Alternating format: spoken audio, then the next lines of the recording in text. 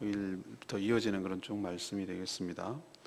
이 다니엘의 통해서 이제 다니엘을 통해서 경고를 받았음에도 이 느부갓네살 왕은 여전히 교만하여서 이 자신의 능력과 권세로 온 천하 세상을 자기가 다스리는 줄 알았습니다. 그래서 자기 위엄의 영광이 이 모든 건축물과 이 모든 다스림을 통해서 나타난다, 이렇게 큰 소리를 쳤습니다.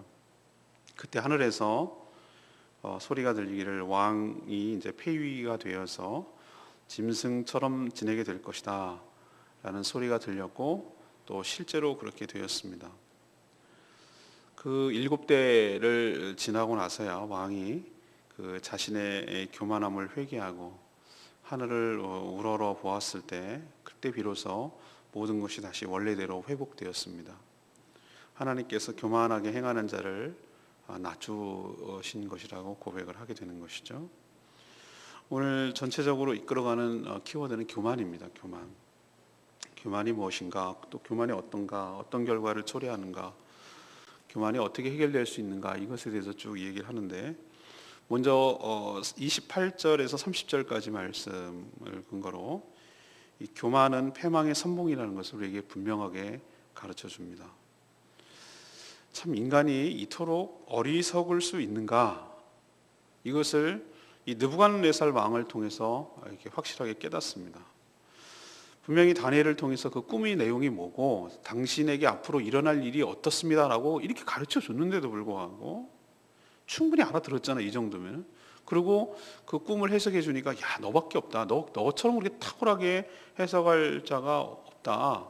또 그 다니엘이 뭐라고 그랬죠? 혹시 왕이요, 하나님 앞에 긍휼과 자비를 얻기 위해서 혹시 또 하나님께서 철회하거나 하나님께서 자비를 베풀 줄 모르니 공의를 행하시고 긍휼을 베푸십시오 라고까지 따뜻한 정말 애정어린 조언까지 들었어요.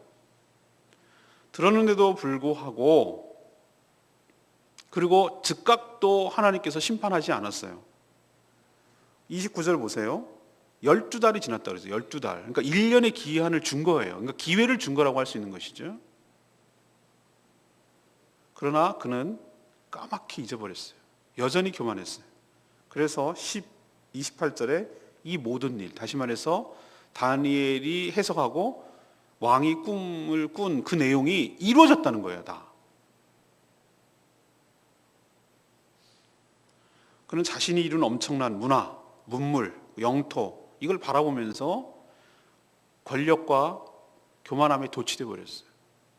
자신의 능력과 권세로 이 모든 것들이 건설되었고, 이것이 바로 자기의 위엄의 영광을 나타내는 것이다, 이렇게 아주 그냥 큰 소리 쳤어요. 우리도 그럴 때가 많습니다. 새빵살이하고 화장실 공동으로 쓰고, 저 어렸을 때 그랬거든요. 눈치 보고, 집주인 눈치 보고, 공동 화장실도 공동으로 쓰고, 맨날 물기를 넣어가야 되고, 그러다가 자기 집 생기니까 그렇게 세상이 좋더라고. 딱 3달 가던데, 3달. 그러니까 남이 부럽고 큰 평수가 보기 좋고 그러던데요. 옛날에 다 걸어 다니다가 그 후진 조그만한 르망차 하나 생기니까 그렇게 좋던데요. 좀 있으니까 그것도 별 볼 일 없던데요. 그리고 뭐라 그러냐면은 기업을 일구고 또 사업처를 일구고 가게가 커지고 종업원이 많아지고 자기가 잘나서 그런 줄 알아. 은근히 이제 자랑하고 은근히 이렇게 의시되고.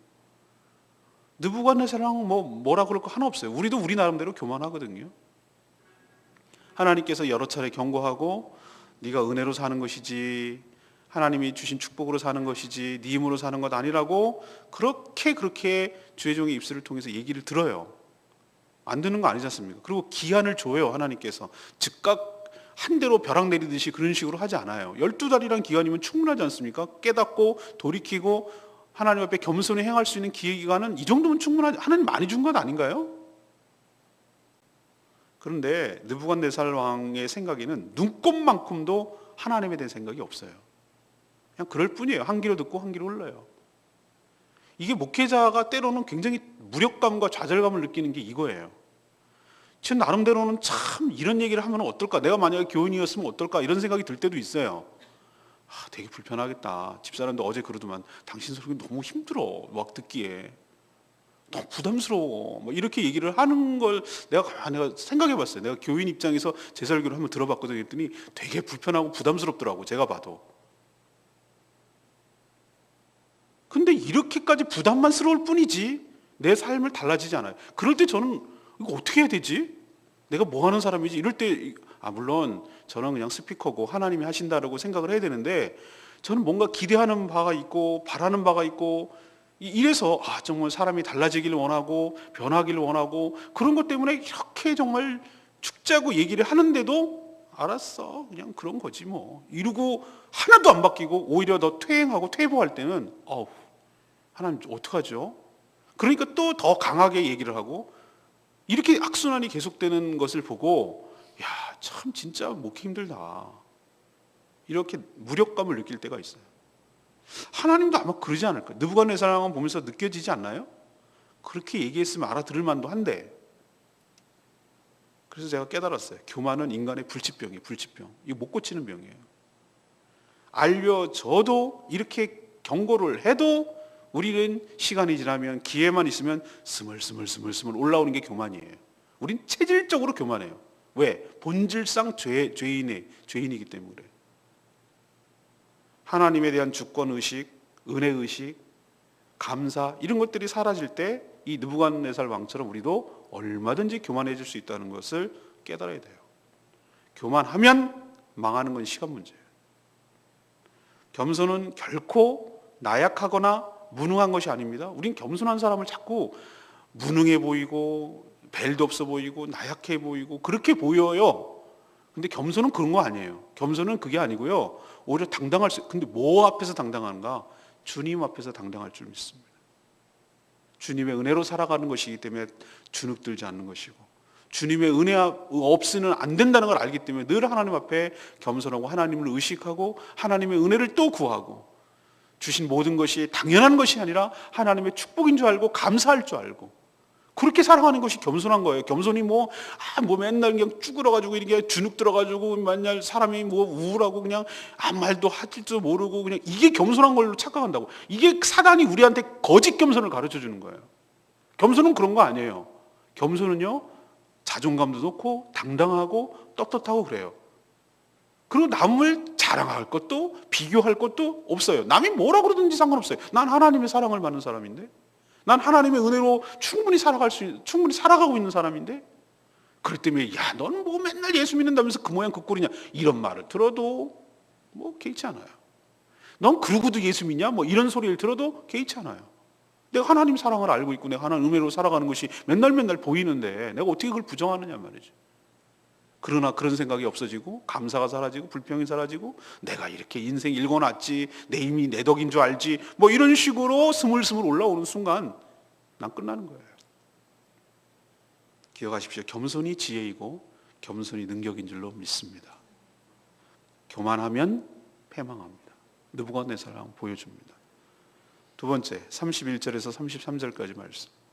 교만은 하나님의 다루심을 받는다는 겁니다. 교만이 영원히 계속될 것 같지만 정말로 하나님이 그 사람을 사랑한다면 가만 내버려 두지 않아요.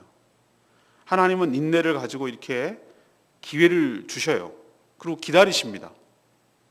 그렇지만 때가 되면 33절 보세요. 즉각 바로 그때라고 그랬어요. 바로 그때. 하나님이 계획하신 하나님이 인내하시기로 작정하신 그 기한이 딱 찼을 때 바로 그때 벼락처럼 내리는 거예요. 자기는 갑자기지만 아니에요. 하나님이 충분한 기회를 준 거예요. 그게 12달이라고 분명히 얘기했잖아요. 29절에 보니까. 왕의 교만한 말이 아직도 그 입에 있을 때 내가 이거 이뤘다고 내 영광이라고 그 말이 입에 있을 때 그 얘기는 뭐냐면은 그 말로 아주 가득 차 있을 때 큰 소리 뻥뻥 치고 있을 때 그때 바로 하나님께서 내리는 거예요. 깨닫게 하려고. 하늘의 소리가 들리는데 넌 오늘로 끝이야. 왕에게서 쫓겨갈 것이고 사람에게서 쫓겨나서 들판에서 이슬 맞아가며 소처럼 풀을 뜯어먹으며 짐승처럼 7대를 지나게 될 것이야. 최고로 대접받는 왕에게서 소처럼 풀을 먹고 하늘 이슬 먹고 용모가 발톱이 독수리 발톱대로 되고 완전히 이긴 짐승이 된 거죠. 짐승이. 그렇게 방치되는 다니엘 꿈이 딱 맞았네요. 나무가 베지고 그 그루터기가 철과 노수로 사슬로 꽁꽁 도여매고 하늘의 이슬을 맞을 거라고 그랬잖아요. 방치될 거라고 그랬잖아요. 딱 그거예요. 딱 그. 아마 학자들은 이런 얘기를 해요. 그러니까 의사들은 이게 정신병의 일종인데 자기가 짐승, 굉장히 큰 짐승이라고 생각한 거 미친 거죠. 정신병이죠. 그러니까 망상이 들린 거죠. 그래서 막 그 굉장히 내 힘이 사자처럼 강해 뭐 이런 생각을 한 거겠죠. 그러니까 사자처럼 행동하고 미친 거죠, 완전히. 그러니까 도대체 왕으로서는 할 수 없으니까 결국 내쫓아가지고 들판에다가 묶어놓고 방치한 거겠죠. 이게 충분히 예상이 돼요. 어떻게 진행되는지. 이것을 두고 자기가 동물이라고 생각하는 동물화 망상이라고 정신병자 학자들이 얘기하더라고요. 그러나 이게 뭐 어쨌다 저쨌다 이런 현상이 많아. 이게 중요한 게 아니, 본질이 아니. 중요한 것은 뭐냐? 이 모든 일을 누가 하셨다? 하나님이 하신 조치예요. 하늘에서 소리가 들렸다 그러잖아요. 그 목적이 왜일까? 왜 이 느부갓네살 왕을 이렇게 짐승처럼 만들어 놓으실까? 그리고 그렇게 된 사실을 왜 자기 입으로 이거 다 끝난 다음에 이거 기록한 거라고 그랬잖아요. 4장, 다니엘서 4장은. 느부갓네살 왕이 다 끝난 다음에 조서를 꾸면서 야, 나만 알고 있기에는 이거 너무나 엄청난 경험이기 때문에 너네들도 좀 알아라. 그런 줄만 알았더니 이게 성경까지 기록이 돼서 후대의 모든 이 세상을 살아가는 교만한 자들, 또 우리들에게도 큰 교훈이 되잖아요. 그럼 뭘 교훈을 주려는 건가? 그게 바로 여기 나와 있어요. 자, 몇 절이냐? 35절.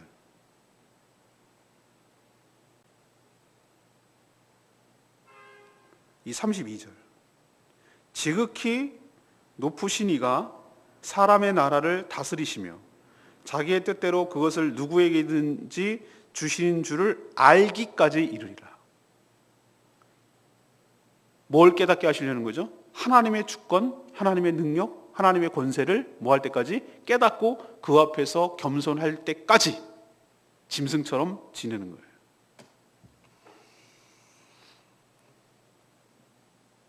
이런 일을 당하지 않고도 미리 좀 그러면 얼마나 좋겠습니까? 이게 지혜라고 그랬죠, 겸손이.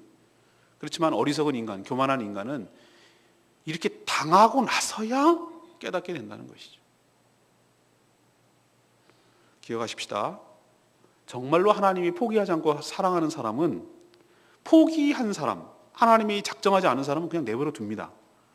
교만이 하늘 높은 줄 모르다가 마치 그런 거랑 똑같아요. 풍선이 하늘 높은 줄 모르다가 뻥 하고 터지는 것처럼 내버려 두는 것이 그게 좋은 건가? 아니요. 그건 버려둔 거예요. 내버려 둔 거예요, 말 그대로. 그러나 정말로 하나님이 사랑하시고 정말로 하나님이 택하시고 아직까지 애정이 남아있는 사람은 하나님께서 다루십니다. 어떻게 다루시는가? 하나님의 주권을 깨닫고 하나님의 주권을 인정하고 존중하고 겸손해질 때까지 다루시는 거예요. 자, 그럼 우리가 무엇 때문에 다루심을 받는가? 명백해요. 하나님의 주권의 의식이 사라질 때, 하나님에 대한 은혜가 사라질 때, 하나님에 대한 감사가 약해질 때, 하나님 우리가 아프도록 깨닫는 거예요. 서유기에 나오는 거 아시죠? 손오공. 손오공이 잔망스럽다 그러죠. 까불고 찍고 까불고 그러다가 뭐 때문에 꼼짝 못합니까? 여기 링 이거 있잖아요. 이거 뭐라 그럽니까? 이거 손오공 링. 얘가 얘한테 아주 아킬레스건. 까불고 그러면 어떻게 되죠? 이게 쪼이는 거예요. 그래서 꼼짝도 못하는 거잖아요. 그죠?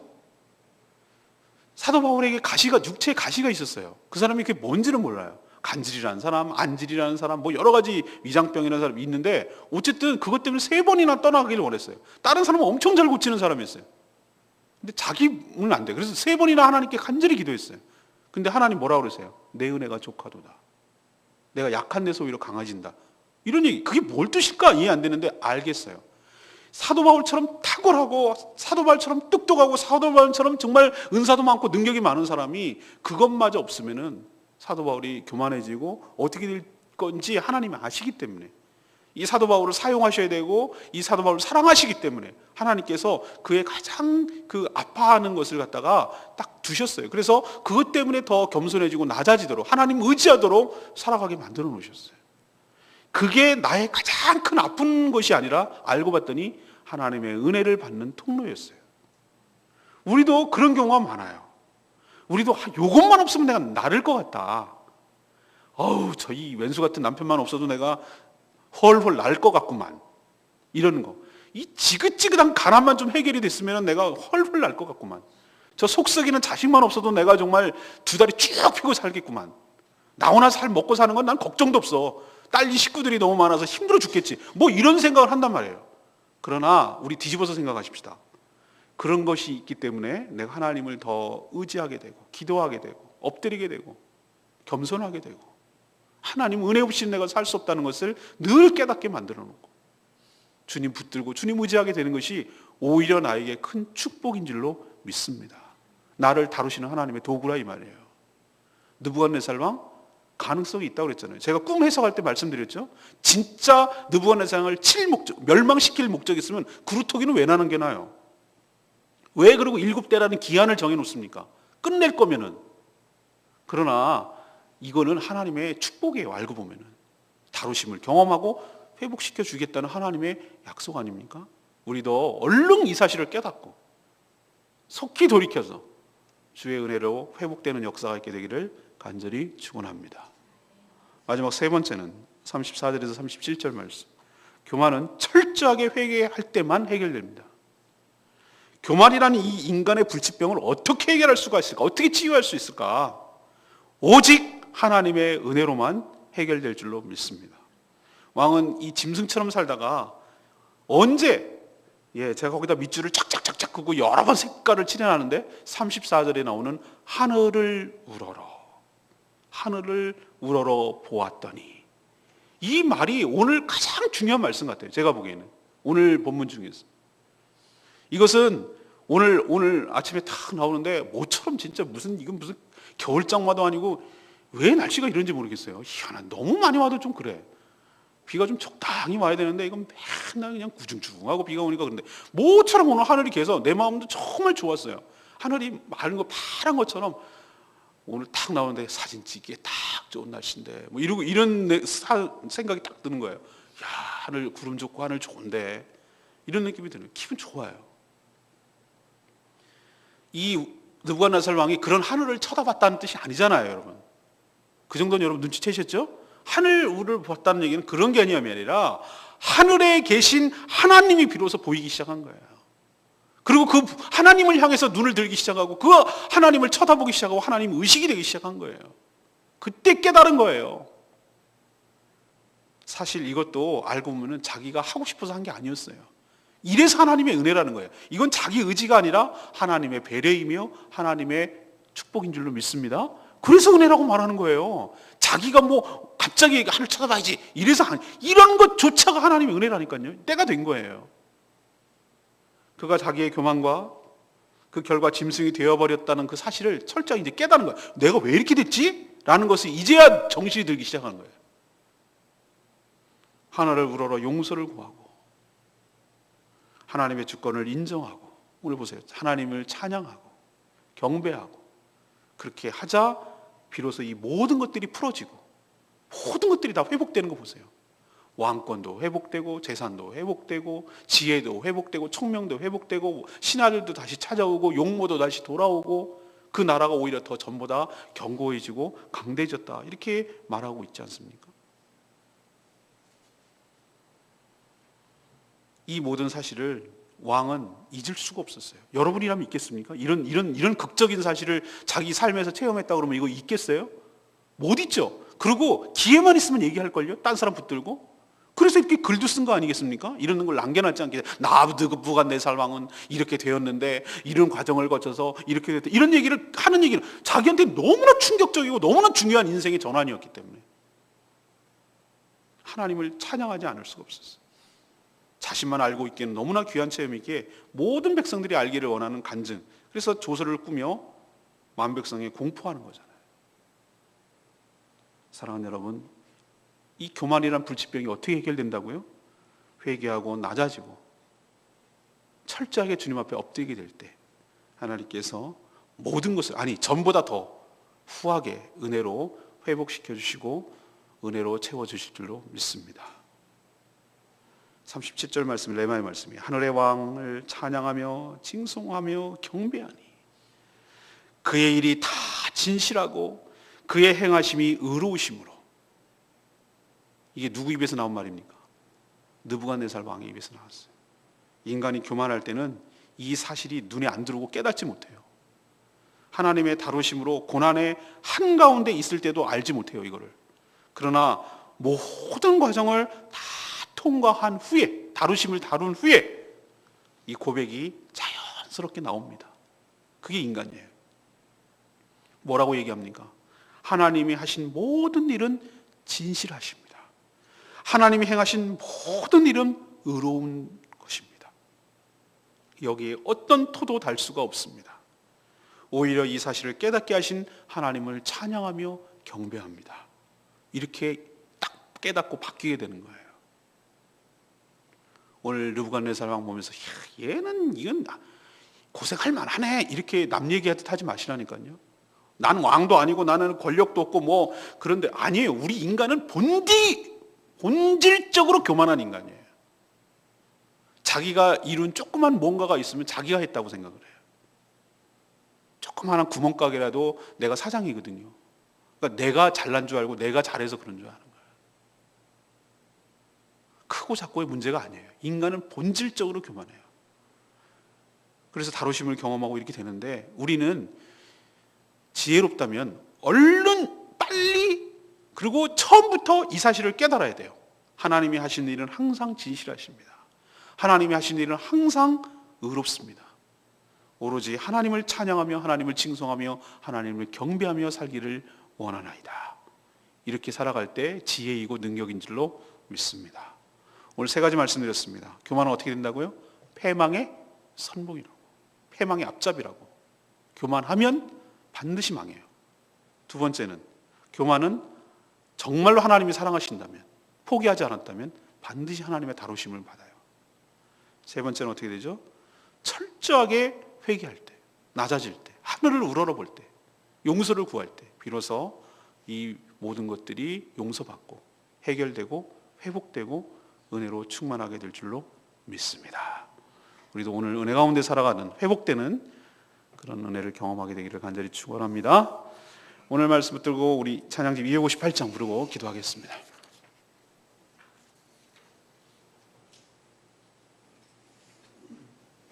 보소서 주님, 나의 마음은 저에겐 정말로 선한 것이 없습니다.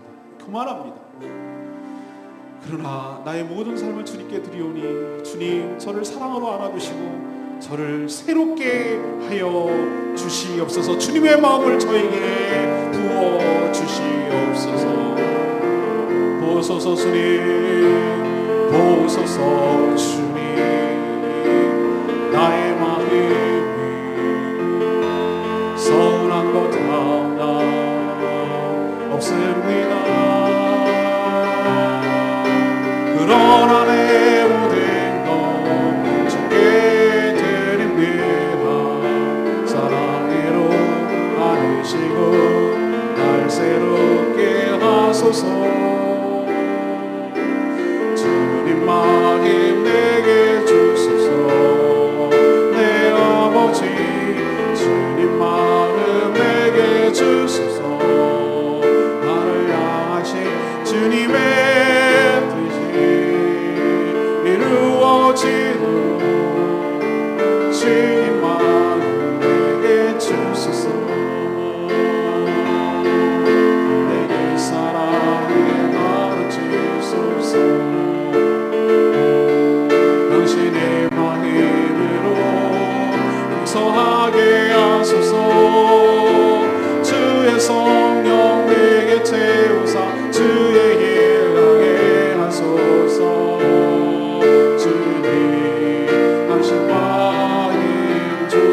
주의 성령 내게 채우사 주의 성령 내게 채우사 주의 길 가게 하소서.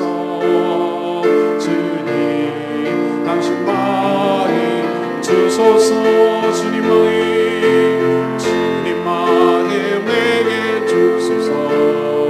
내 아버지 주님 마음 내게 주소서.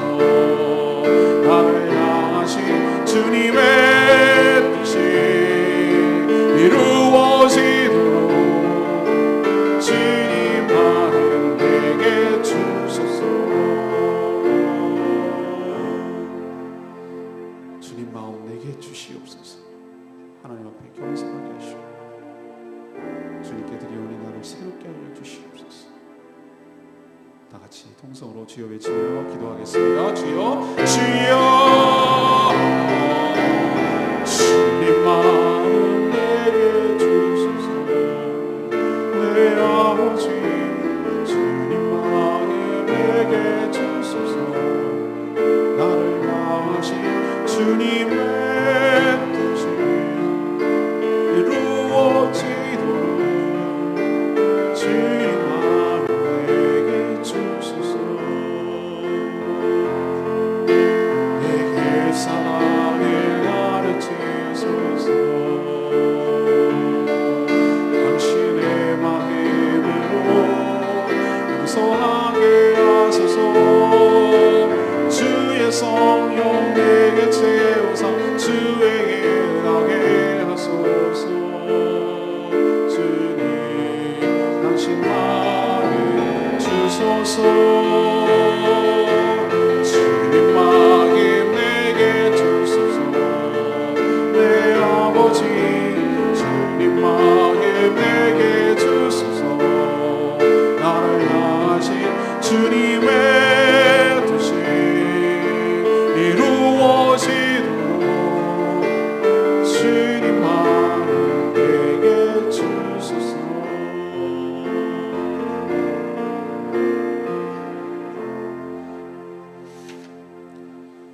하나님, 사실 알고 보면 저희도 참 어리석습니다. 말해줘도 잊어버리고 살고 여전히 자신의 힘으로 사는 줄 착각하고 자신의 공로와 업적을 찬양하며 거들먹거립니다. 그렇게 되지 않기를 바라지만 저희도 교만할 때 다루시더라도 속히 깨닫고 돌아오도록 은혜를 부어 주시옵소서. 하나님이 은혜 주시지 않으면 우리 인생이 얼마든지 이 왕처럼 짐승으로 전락할 수 있음을 깨닫게 하여 주시옵소서. 교만한 자를 낮추셔서 주인이 누구인지 알게 해주시니 참으로 감사합니다. 저희 인생 오직 주 앞에서 겸손하게 살게 하옵소서. 오직 주의 은혜로만 살아가게 하여 주시옵소서. 오늘도 하나님의 은혜 가운데 살기를 원합니다. 이 한 주간 주님 손에 의탁하오니 저희들이 말씀에 늘 순종하며 말씀 앞에 겸손히 살아가는 저희들 되게 하여 주시옵소서. 주님께 모든 것 맡기옵고 예수 그리스도 이름으로 기도합니다. 아멘. 여러분 축복합니다. 한